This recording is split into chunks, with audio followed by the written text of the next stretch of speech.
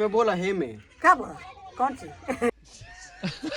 हे में बोला कि बांस काटे के बाद हाँ बोलो हम बोला हे में हम क्या बोले बोला बु तब नु आदमी सुनी है ओ पलानी छड़ के बांस काटे के को हो हाँ साथ तारी देखा तरह लो कहा है मैं बोला कि लकड़ी नहीं के काटत क्या कर सको हे में बोला ना तो जाना सुनत आदमी है में हट बोला बु तब नु हट हट कैले बड़ो बोला कुछ हट भगला के ए बोला ना अरे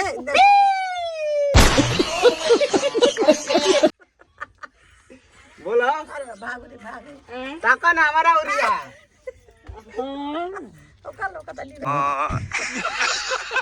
जाई औ काल लौकत बटले बड़ू तू सुंदर लगा तू इधर हम हमारा और ताका ए तरह लो हमारी या मारत ली बोला ने क्या तो बहुत बड़े